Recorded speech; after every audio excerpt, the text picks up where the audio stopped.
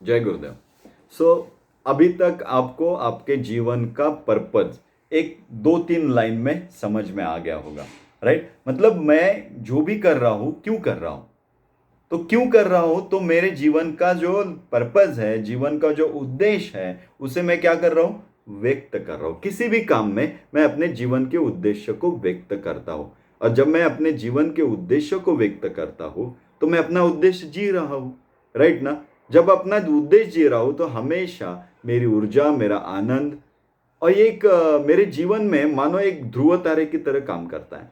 जब भी मुझे जीवन में दुख हो रहा है, दर्द हो रहा है, या जीवन की दिशा ठीक नहीं है ऐसे लगता है, तब क्या करना, अपने जीवन के उद्देश्य की ओर देखना।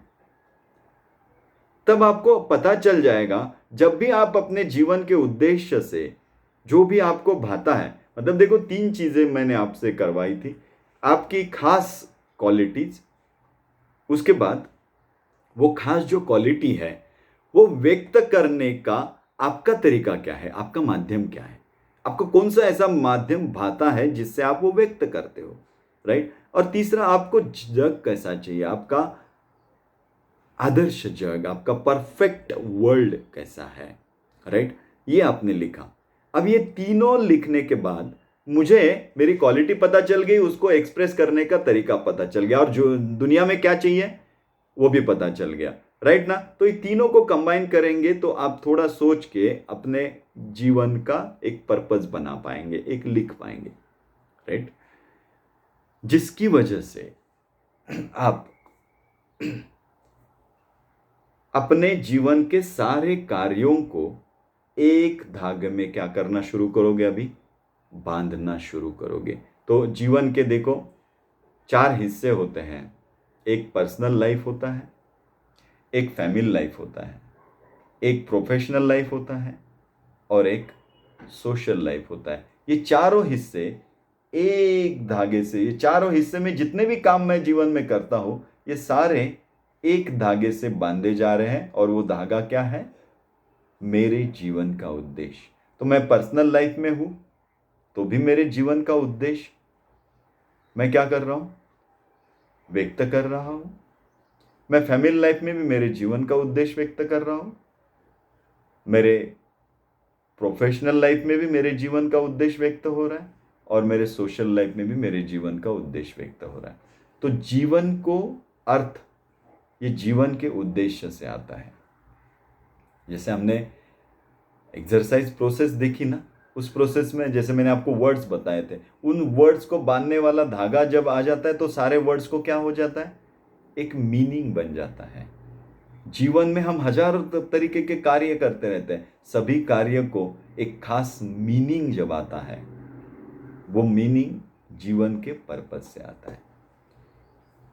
आपको मैंने जो बताया है वो एक्सरसाइज आप करें, फिर से सोचें कि आपके जीवन का पर्पस क्या है, आप अपनी क्वालिटीज को किस माध्यम से दुनिया में क्या रूप में लाना चाहते हो, आपकी खास क्वालिटीज कौन से माध्यम से आप दुनिया में किस तरह से व्यक्त करके दुनिया में क्या परिवर्तन लाना चाहते हैं, कैसी दुनिया आप चाहते हैं।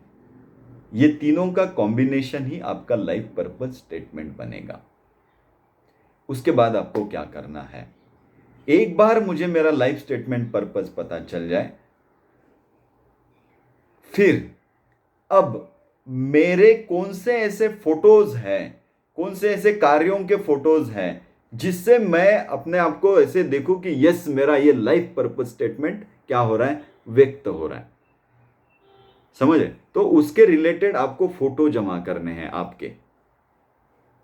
समझ रहे हैं? जैसे किसी को सेवा करना पसंद हो, और वो खास करके अनाथालय में जाके सेवा करना पसंद हो, वृद्धाश्रम में जाके सेवा करना पसंद हो, तो वृद्धाश्रम में सेवा करने वाला जो उसका फोटोग्राफ है वो क्या बन जाएगा, लाइफ पर्पस स्टेटमेंट का फोटो बन जाएगा।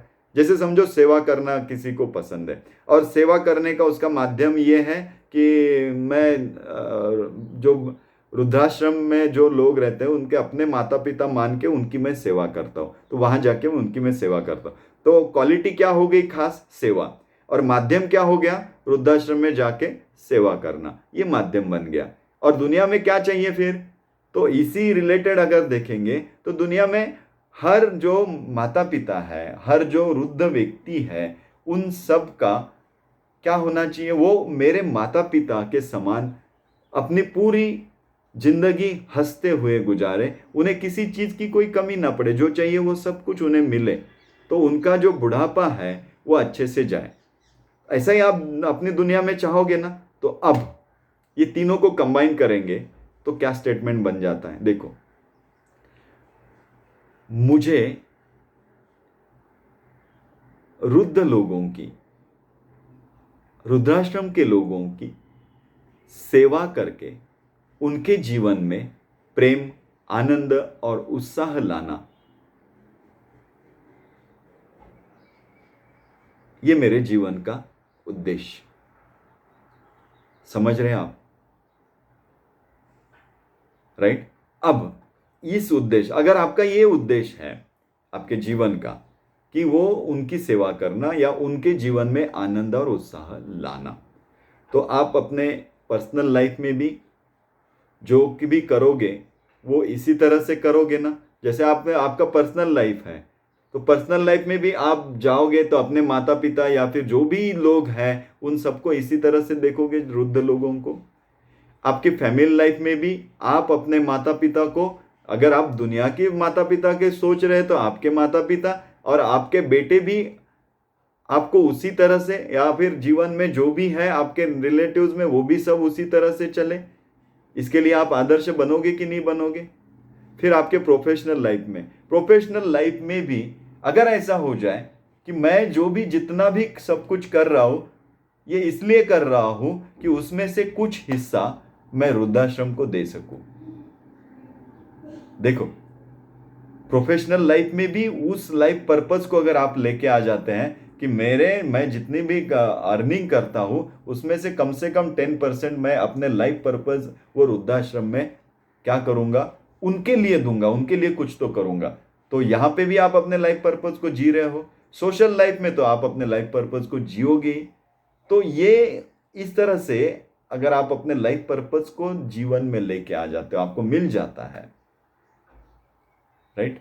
तो उसके जो फोटोग्राफ्स हैं कि ये फोटो से मैं अपने जीवन को व्यक्त कर रहा हूं। जैसे मेरे लाइफ पर्पस को अगर देखा जाए तो उस हिसाब से मैंने जो अपने व्हाट्सएप के डीपी में मेरा एक फोटो रखा है, वो मेरे ख्याल से 10-15 साल पुराना फोटो है, लेकिन 10-15 साल तब से जब से व्हाट्सएप पे लगा है वो वैसे ही लगा है, मैंने कभी चेंज नहीं किया।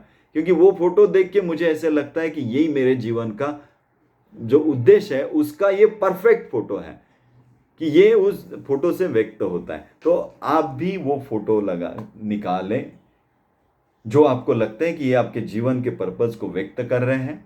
उन फोटो को आपके लाइफ बोर्ड, जो आपने थर्मोकॉल के 3 शीट्स लगाई है, तो लाइफ बोर्ड हम उसे कहेंगे आज से, वो मेरे जीवन का लाइफ बोर्ड हो गया। तो सबसे ऊपर वाले हिस्से में आप वो फोटोग्राफ्स लगाएंगे। एक हो सकता है, 2 हो सकते हैं, 3 हो सकते हैं, 4 भी हो सकते हैं, 5 भी हो सकते हैं, जितने भी आपको लगते हैं कि मेरे जीवन के पर्पस को ये व्यक्त कर रहे हैं, ऐसे 4 फोटो 4 कॉर्नर में लगाएं, 5 हो तो 5 बीच में लगाएं और सेंटर में खाली रखें। सेंटर में क्या लिखेंगे आप? सेंटर में आप वाक्य लिखेंगे। क्या वाक्य लिखेंगे? तो आपका लाइफ पर्पस स्टेटमेंट जो फाइनल बना है वो सेंटर में लिखेंगे, और वहां से चारों ओर वो आपका जो कार्य है जिससे आपका लाइफ पर्पस व्यक्त हो रहा है उसे आप चारों ओर वो फोटो लगाएंगे। ये आपकी असाइनमेंट है, राइट? और आपके व्हाट्सएप के डीपी पे भी वही फोटो चाहिए है जो आपको लगता है कि यस, यहां से मेरा लाइफ पर्पस व्यक्त होता है, राइट?